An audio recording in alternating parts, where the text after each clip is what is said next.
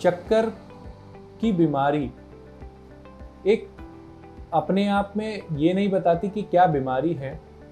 चक्कर उसी तरह से है जैसे बुखार।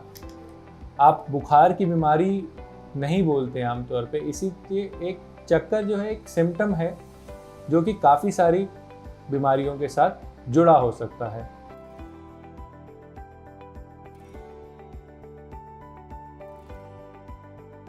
नब्बे % जो चक्कर लोगों को महसूस होते हैं वो हमारे कान की वजह से रहते हैं। कारण कि हमारा जो बैलेंस ऑर्गन है वो कान है। चक्कर वाला एरिया यानी कि जो बैलेंस वाला एरिया है वो वेस्टिब्यूल कहा जाता है। वेस्टिब्यूल के अपने एक सेक्यूल है, यूट्रिकल है और 3 सेमी सर्कुलर कैनाल है। अब इनमें किसी में भी अगर कोई प्रॉब्लम होती है तो आपको चक्कर महसूस होते हैं। कई सारी बीमारियां हैं जैसे मेनियस डिजीज़, उसमें भी चक्कर आते हैं। BPPV यानी बिनाइन पैरोक्सिस्मल वर्टिगो, उसमें भी चक्कर आते हैं।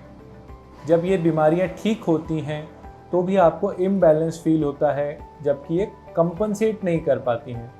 यानी कि अगर एक साइड का बैलेंस ऑर्गन वीक है और दूसरी तरफ का नॉर्मल है तो कॉम्पनसेशन प्रॉब्लम होता है, डिफरेंस होता है दोनों तरफ के उसमें, तो बैलेंस नहीं फील होता या फिर इम्बैलेंस फील होता है।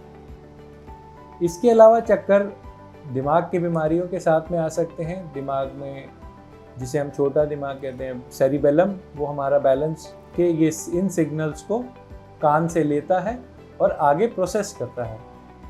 कान के अलावा जो हमें मदद करते हैं बैलेंस करने में वो हमारी आंखें होती हैं। आंखों के अलावा जो हमारे जॉइंट्स में रिसेप्टर्स होते हैं वो हमें एक बैलेंस बनाने में मदद करते हैं। ये एसेसरी यानी कि साइड वाली चीज़ें हैं।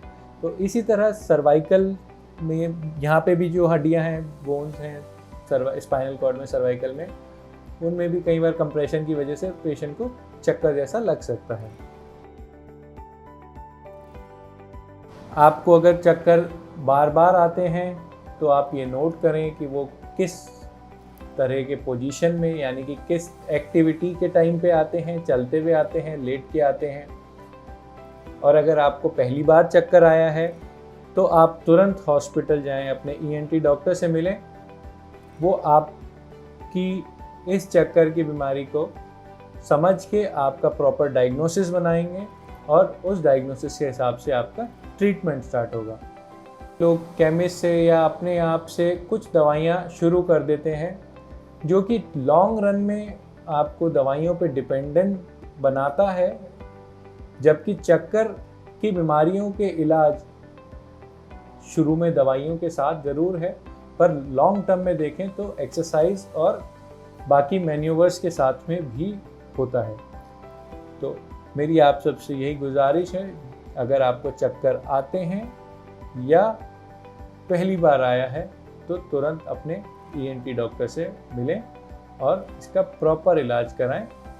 ओवर द काउंटर ड्रग्स ना लें, उनसे आपके चक्कर लंबे समय तक चलते हैं और पूरी कंपनसेशन नहीं होने के कारण आपको काफ़ी टाइम तक परेशान कर सकते हैं।